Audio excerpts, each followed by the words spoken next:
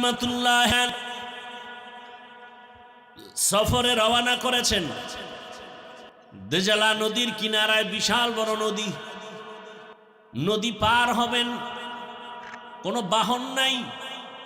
রবের শরণাপন্ন হলেন, হে রব আমাকে বাহনের ব্যবস্থা করে দেন।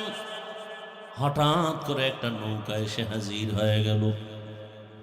বাহনে উঠলেন, মাঝখানে যাওয়ার পর বলে সবাই ভাড়া দেও, মালিকের কাছে কোনো টাকা নাই। কোথায় পাবে টাকা? হুজুর বলে নাই। সুযোগে সদ্ব্যবহার বলে একটা কথা আছে।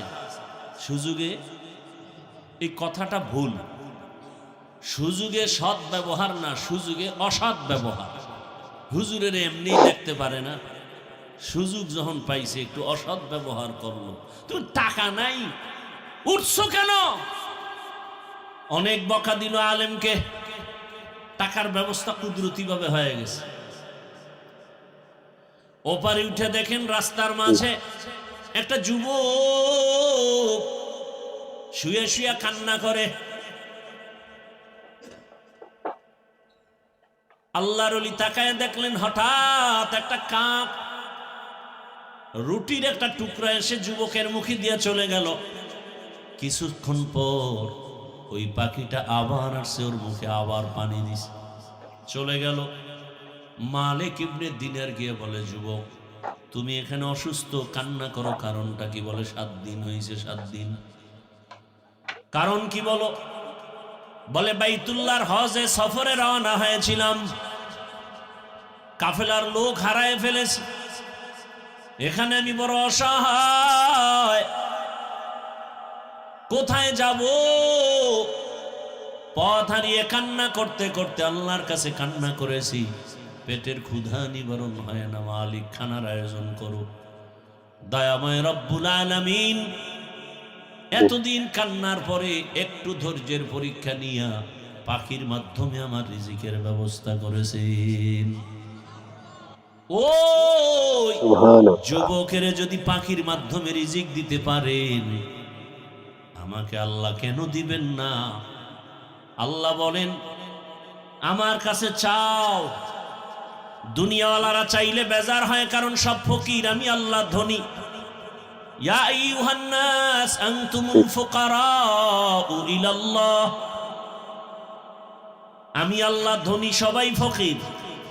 আর আমি আল্লাহ এমন ধনী যে আমি প্রশংসিত ধনী, দুনিয়াওয়ালারা বদনামওয়ালা ধনী। মদিনাতুল মুনাওয়ারা থেকে সামনে যাচ্ছেন, জমিন থেকে 9 মাইল উপরে কুদরতের সিংহাসনে বসা, বাতাস তার চালিকা শক্তি। হঠাৎ 9 মাইল নিচের থেকে পিপিলিকার বয়ান শুনেন। পিপিলিকা ওয়াজ করে, ওয়াজ, ইয়া আইয়ুহান নামলু দুখুলু মাসাকিনাকুম। 9 মাইল উপরে পয়গম্বর সুলাইমান পিপিলিকার বয়ান শুনা ফাতাবাসসামা, মুস্কি হাসলেন আর বললেন, ও সিংহাসন জমিনে ল্যান করো।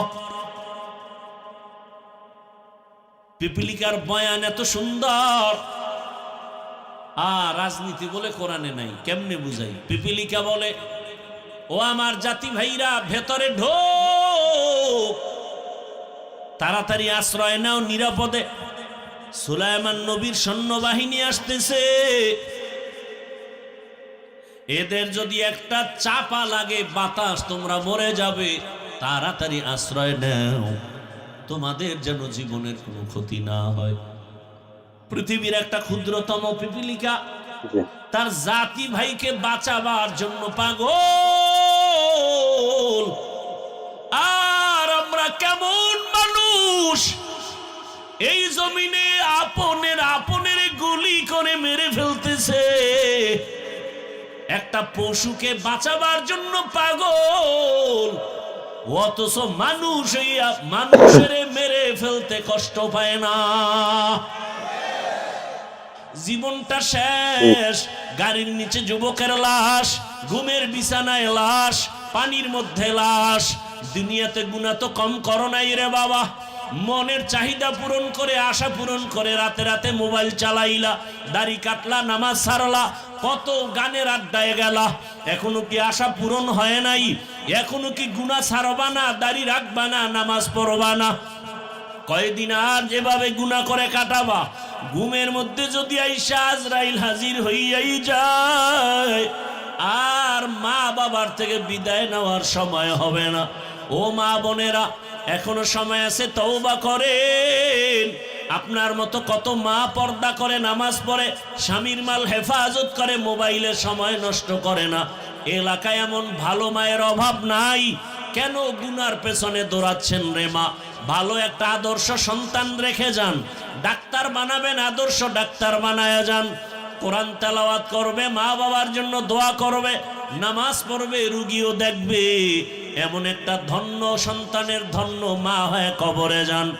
যারা যুবক বাবারা এখনো সময় আছে, তওবা করো।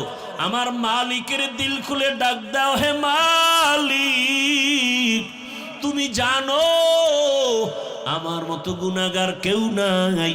হাত নাপাক গুনার কারণে, জবানটা নাপাক, অন্তর নাপাক, চোখ নাপাক। ও আল্লাহ, জীবনে তো কম গুনাহ করি নাই। দাড়ি কাটলাম, নামাজ ছাড়লাম, গুনাহ করেছি। আজকে থেকে তওবা করলাম, আর গুনাহ করব না, নামাজ ছাড়ব না। জমিনের মধ্যে সত্যবাদী আল্লাহর প্রিয় গোলাম যারা, তাদের বন্ধু হয়ে থাকো। বলে কতক্ষণ? বলে তাদের রঙে রঙিন হইবা না যতক্ষণ। তাদের সাথে এমন ভাবে মিশে যাও, তাদের রঙে এমন ভাবে রং লাগাও যে এক রাস্তায় হাঁটবা, দুইজনে চিনা যাবে না পেছন থেকে কে আশরাফ আলী থানবী আর কে তার খলিফা আজিজুল হাসান। টুপিও এক, দাড়িও এক, পোশাকও এক, কে রুটিওয়ালা কে বাকি বিল্লা, চিনা যাবে না। এমন মেলা মেলো যে তুমি জেনারেল লাইনের মানুষ না বড় হুজুর বুঝা যাবে না।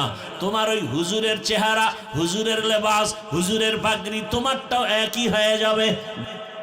আল্লাহ পাক বলেন, যার সাথে মহারসুল বলেন, যার সাথে ভালোবাসা থাকবে তার সাথে তোমার হাসর হবে।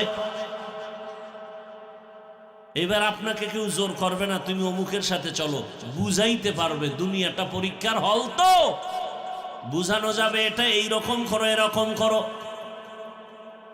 বুঝানোর দায়িত্ব। নামাজ পড়লে এই লাভ, না পড়লেই ক্ষতি। রোজা রাখলেই লাভ, না রাখলেই ক্ষতি। দাড়ি রাখলেই লাভ, না রাখলেই ক্ষতি।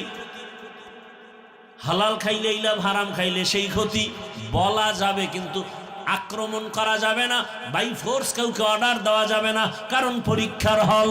পরীক্ষার হলে সময় সবার জন্য সমান। প্রশ্নের উত্তর ভালো লেখো, আলাদা সাপোর্ট নাই। খারাপ লেখবা, বাধা নাই। কারণ পরীক্ষার হলে বাধা দিলে পরীক্ষার হলের মান থাকে না। কিন্তু ফলাফলের বেলায় টের পেয়ে যাবে, প্রমাণ হবে কে পাশ করে পুরস্কার পেল, কে তিরস্কার পাবে। দুনিয়াতে চাইলে তুমি মাথার চুল কেটে ক্যাপ লাগাও, না হয় তুমি টুপি লাগাও। ক্যাপ লাগাও, বাধা নাই। টুপি লাগাও, নিষেধ নাই। দাড়ি রাখবা, নিষেধ নাই। দাড়ি কেটে ফেলবা, বাধা নাই। বুঝানো যাবে, কাউকে আক্রমণ করা যাবে না। মন চাইলে মসজিদে ঢুকো, নিষেধ করবে না। মন্দিরে যাও, বাধাও দিবে না। কেন? বলে পরীক্ষার হল। ভালোটাও করতে পারো, খারাপটাও করতে পারো, কিন্তু ফলাফলের বেলায় তাকায় দেখবা কে জান্নাতি, কে জাহান্নামী। আল্লাহ হেদায়েত দান করুন। এই জন্যই তো উল্টা পাল্টা করে। সেও যেমন আরামে খায় আর ঘুমায়, যে সঠিকভাবে চলে সেও খায় আর ঘুমায়, কোনো পেরেশানি নাই। ফলাফল কিন্তু লেখা হইতেছে, কে ভালো কাজ করছে, কে খারাপ করছে, সব কিন্তু রেকর্ড হচ্ছে, রেকর্ড। হাসরের ময়দানে আল্লাহ সব সামনে পেশ করবেন। ওয়াউজি আল কিতাবু ফাতারাল মুজরিমিনা মুশফিকিনা মিম্মা ফিহি ويقولون يا ويلتنا ما لهذا الكتاب لا يغادر صغيرة ولا كبيرة إلا أحصاها ووجدوا ما عملوا حاضرا ولا يظلم ربك أحدا। আল্লাহ তাআলা সব আমলনামা পেশ করবেন। গুনাহগারেরা তাকায় দেখবে, কি জীবনে ওখানে করেছে সব, ছোট থেকে ছোট গুনাহ লেখা, বড় থেকে বড় সব আমল লেখা। লা ইউগাদিরু সগীরাতাও ওয়ালা কাবীরা, ছোট বড় কোনোটা ছেড়ে দেওয়া হবে না। এবং এমন আমলনামা পেশ করবে যেখানে কোনো জুলুম করা হবে না। বড় কঠিন। পশুদের কোনো জান্নাত নাই, জাহান্নামও নাই। ভালো করে খেয়াল করেন, জীবনটা নষ্ট। নিজের সম্মান নিজে দিতে জানলাম না রে বাবা। আমার সম্মান যদি আমি নিজে ধরে রাখতে না পারি, কেউ আমাকে ধরে রাখতে দিবে না। আমি মানুষ, কুকুর আমার গোলাম, বাঘ আমার গোলাম, সূর্য আমার গোলাম, চাঁদ আমার গোলাম। দুনিয়ার সব আমার গোলামি করবে আর আমি আল্লাহর গোলামি করব। দুনিয়ার সব আমার কথা শুনবে, কিন্তু শুনে না কেন? আমি আল্লাহরটা শুনি না। কি আমি যদি বাবার কথা না শুনি, আমি যদি বাবা হই, আমার সন্তানের কথা, আমার কথাও সন্তান শুনবে না। বাবার সাথে ছেলের তর্ক লাগছে, এক পর্যায়ে বাবার পায়ে রশি লাগায় টানতে টানতে রাস্তায় নিছে। বুঝেননি কিছু যুবকেরা? বাবার পায়ে রশি লাগায় ছেলে টানতে টানতে রাস্তায় নিছে, টানতেছে ধুম। কিছু দূর পরে যাওয়ার করবা, এ বাবাকে আর টানিস না। কয় কেন? এই পর্যন্ত সীমানা, এরপরে গেলে সীমানা লঙ্ঘন হবে। কেন বাবা? আমার বাপেরও টানতে টানতে এই পর্যন্ত আনছি না, তুই আর সামনে যাস না। মাতা দিন উতুদান, যেমন কর্ম তেমন ফল। তেমন ফল। জুতা কিনতে গেছে, মনের নিয়ত ভালো না, চিন্তা করছে ঈদের আগের রাত্রে টাকা দেবো অর্ধেক, বাকিটা পরে দেবো, মানে নাই। বাংলাদেশ না, ওয়াদা করবে, টাটকা ওয়াদা, ভিতরে অন্তর খারাপ। গিয়া কই চামড়ার জুতা মার। কয় জোড়া? এক জোড়া। টাকা কিন্তু আজকে সব দেওয়া হবে না, কালকে চানের ঈদের রাত। দোকানে লেখা ঈদের রাইতে কেউ বাকি দেয়, কি করার? নাও করা। কর্মচারীর চোখে বাড়ি মারছে, দে জনমের মতো দিয়ে দে। দুই জোতা প্যাকেট করে এমন ভাবে আটকাই দিছে, আহ শান্তি দেখলেই। টাকা অর্ধেক দিয়ে দৌড়। পরের দিন একেবারে দাড়ি মোষ্ট সব সাইজ করে এবার রেডি হয়েছে, বিদেশি জায়নামাজ বগলের তলে, বিদেশি সেন্ট মারছে। উম্মা সেন্ট মারতে গিয়া মশার সেই স্প্রে মাইরে ফেলাইছে। টাইম নেই তো, বেউস।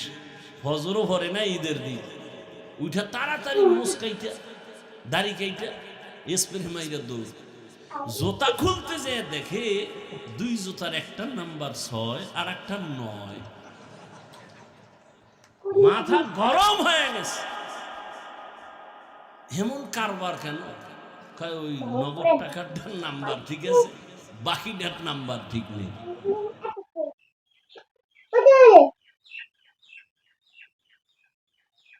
তারা বন্ধ করি, আমি আয় তাড়াতাড়ি আয়, বন্ধ করি নিয়ে আয় রা। বদমাস, খুব বদমাস দিন দিন তো, প্রচুর বদমাস হচ্ছে মেয়েটা। এদিকে আয়, নিয়ে আয়, ভেঙে